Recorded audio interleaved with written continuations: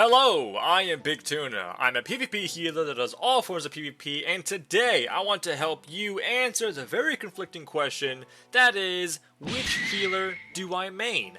As a healer, it is my job to look out and help anyone and everyone, whether you're a new player who has very little knowledge of WoW, or a PvEer giving PvP a chance, or a DPS giving healing a chance. I want to do my best to guide your mind into choosing the right healer for you. I will try to make this video something very simple and easy, and if you have any questions you wish to ask me, I will do my best to answer with as much information as possible. Starting the video off, we have Resto Shaman, my personal main healer. It's basically the avatar. Skill gauge, I'd say, is a medium. It's not hard, it's not turn off your brain simple. It's a nice medium, a nice challenge for beginners. The only thing you really have to worry about is melee. Resto Shaman has earned the title Punching Bag Healer, as melee will give you a bit of a rough time. The PvP history of Resto Shaman is actually pretty decent. Its natural place in the past has usually been in the middle of all healers, not S tier, not F tier. Currently, its spot amongst other healers is actually pretty good. Not overtuned, not underwhelming, it's, just right for the Big Tuna. The playstyle is very fun. You have access to totems, which offer so much utility, like Earth the Wall Totem to reduce incoming damage, Grounding Totem to negate magical damage, and Tremor Totem to remove crowd control effects. Your main source of healings, though, comes from Riptide, which is your instant cast heal over time that does powerful initial healing, and Healing Stream Totem, which constantly heals your team. Between healing, you can weave in some offense, and Resto Shaman probably has the best offensive toolkit, or the best toolkit out of all healers. You can go for damage with Flame Shocks and Lava Bursts. You have an Interrupt on a 12-second cooldown, meaning you are super disruptive on enemy casters. You have Purge, constantly going for purges, purging the enemy's beneficial effects is absolutely brutal for them. You have tons of crowd control, like Lightning Lasso, which is probably one of the best stuns in the entire game. I mean, a 5-second stun that does pretty much 10% of someone's HP, and you can cast it while moving. It's pretty devastating. You have Capacitator Totem, which is an AoE stun, and Hex, which is a 6-second polymorph. It's absolutely brutal. You can call upon the ancestors to help you do damage or healing if you go the Farseer hero talent, or you can summon a Giga Totem that casts healing rain at its location as a totemic shaman. If this sounds like the playstyle for you, then you gotta go with the Restoration Shaman. Holy Paladin, the bulwark against evil, and my personal favorite healer. The skill gauge, very simple. In my opinion, it's the easiest healer to learn, easiest to excel at. PvP history is interesting. It's either one of the worst healers or the best healers in its time, going back and forth, but unfortunately, as of right now, it does feel very underwhelming. It's not feeling good, Mr. Stark. It is pretty brutal in the World Within. Now, the playstyle of Holy Paladin is one of the funnest playstyles you ever have. I mean, you're riding on a divine steed in combat, you're throwing hammers at your enemies, you're pulling wings out of your back. It's awesome. Your main healing comes from Holy Shock, which is an instant cast heal that does some pretty good healing. If that Holy Shock crits, it'll give you enhancements to your other spells, like Holy Light. It'll increase the effectiveness of that Holy Light. Your Flash of Light will have a reduced gas time and mana reduction. You have Judgments, which will apply a greater judgment onto the enemy, which will actually negate a lot of the damage that target does to you. You have access to very powerful utility for your team, like Blessing of Freedom to make them immune to slows and roots. You have Blessing of Protection to make them immune to physical damage, and anything physical actually. Lay on Hands that'll instantly heal the target for your entire health pool. You can also weave in some bit of offense. You have some CC with your Hammer of Justice, which has been for the longest time the longest stun in the game, being 6 seconds. It is pretty brutal. And Repentance, which is a 7-second incapacitation effect. Alright, you can also do some bit of damage. Your Holy Shock also acts as a damaging spell. Not only is it your main healing, it's also one of your main sources of damage. You can choose to be a literal champion of the sun, tethering you to your allies and enemies with holy divine rays, or be a divine blacksmith with enchanted shields and weapons to help you deal damage and offer support to you and your allies. If this sounds like the playstyle for you, then you gotta be a Holy Paladin. Holy Priest, the true master of the healing arts. Skill-wise, very simple, much like the Holy Paladin. Only thing you have to think about is that there are some skill caps with certain spells, just like every other healer, but for Priest specifically, it's a bit more demanding. Now, the PvP history for Priest has been, or for Holy Priest, has been relatively awkward. Usually, H-Priest doesn't do well at all at the beginning of any season, but towards the end, Blizzard will buff them and they'll just be like the greatest healer of all time. Currently in the World Within, though, it's looking pretty choppy, doesn't have the same potency as other healers. Now, the playstyle of Holy Priest, very simple, but it actually revolves around CDR, cooldown reduction. Your main healing spells are on long CDs. Your Holy Word spells are the most effective of your healing spells. They're all on a 1 minute cooldown. Your Holy Word Serenity is a massive heal. Your Holy Word Sanctify is a pretty nice AoE heal. And your Holy Word Chastise is your stun. While they're on cooldown, we can weave in our other spells, such as Prayer Mending, which basically puts a ward on your ally, that whenever they take damage, it'll bounce that ward onto other allies, just constantly giving you healing you don't have to think about. Flash Heal. Flash Heal is good healing. You also have some certain procs that make that Flash Heal instant cast and cost no mana, so Flash Heal is going to be a pretty useful spell. But all these spells help reduce the cooldown of those Holy Word spells, which is obviously very important because your Holy Word spells are your most effective spells, as I literally just said.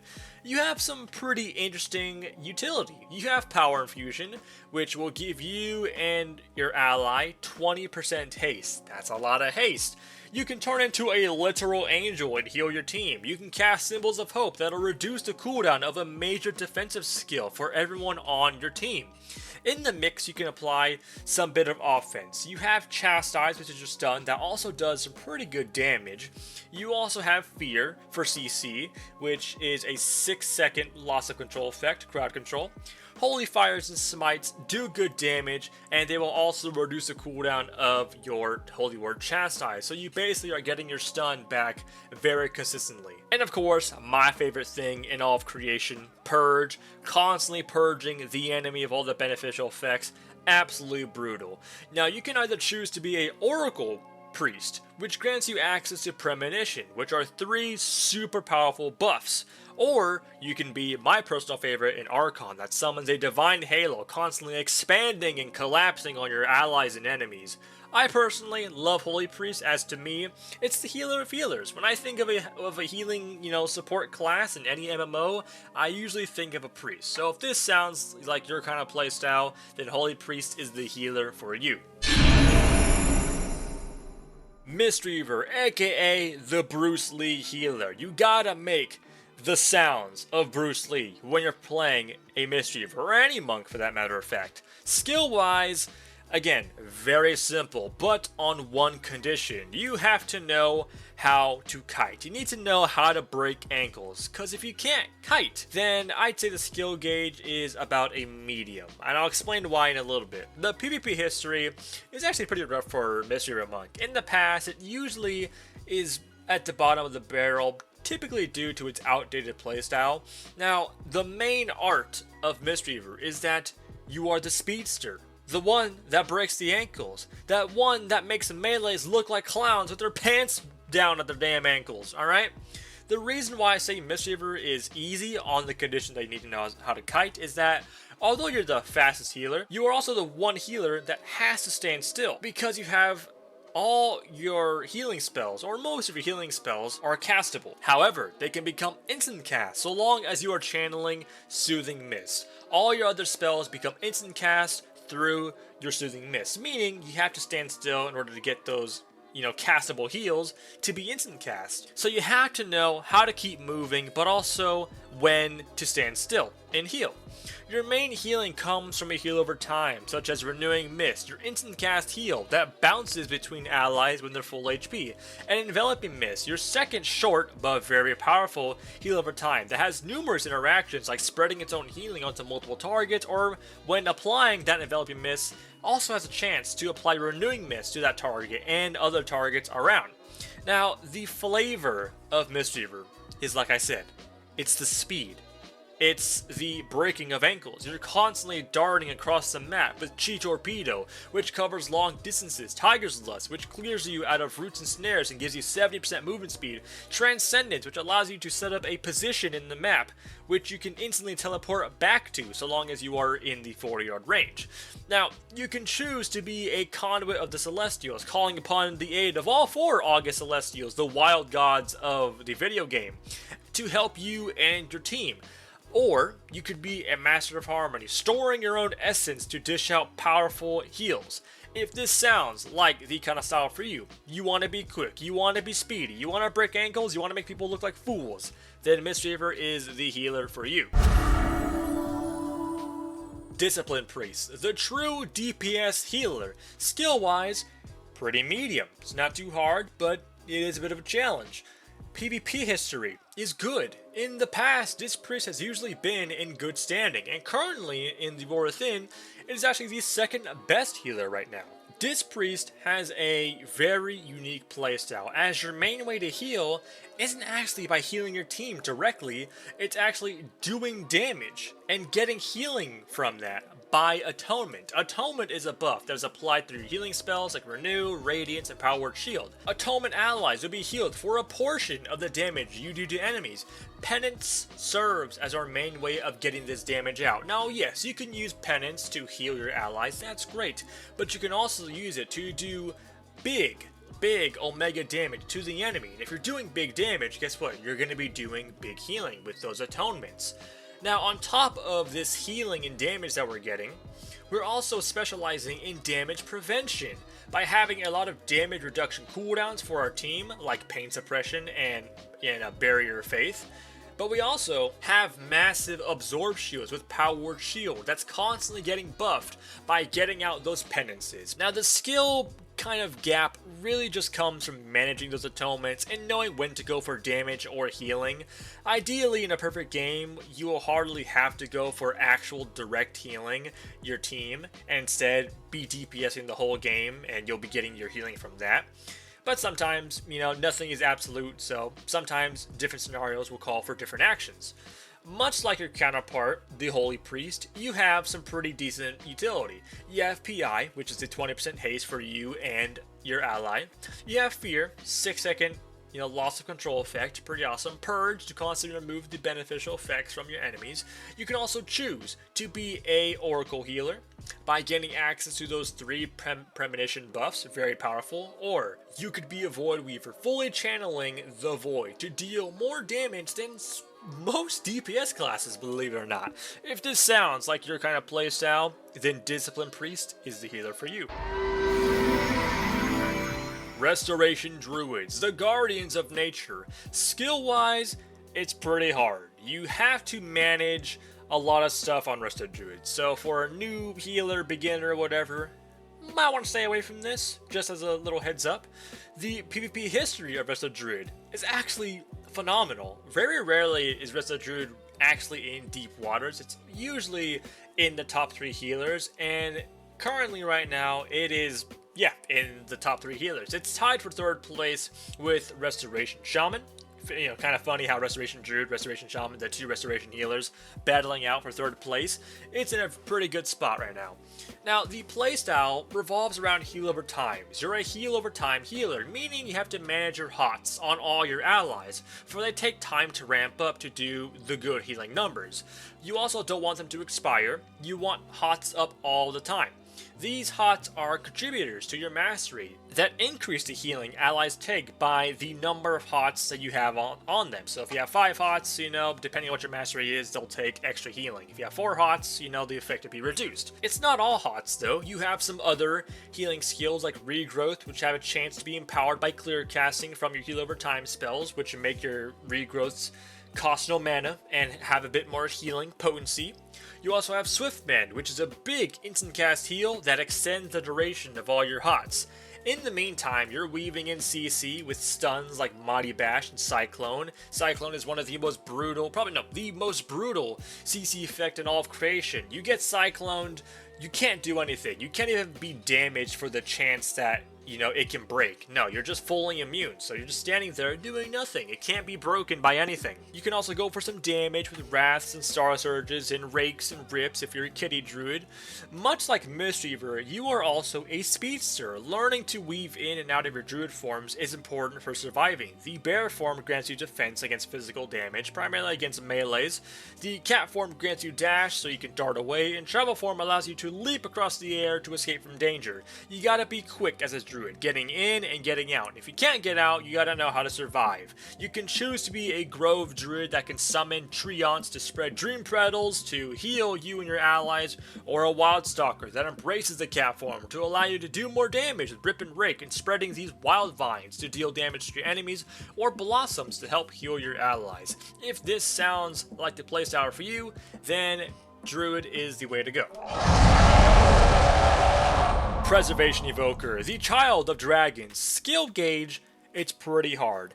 As it's the newest healer to WoW, it's going to take a while for a lot of people to get used to its different playstyle.